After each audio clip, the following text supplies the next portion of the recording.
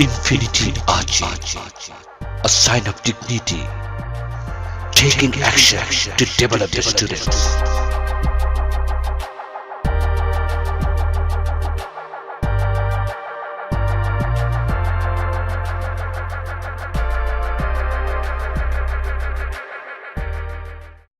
Excuse me, what do you usually do in the morning?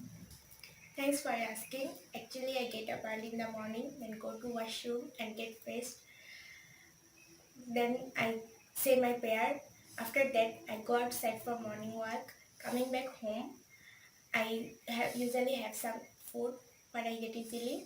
Then I complete my homework. Completing it, I get ready to go to my school, and that's all.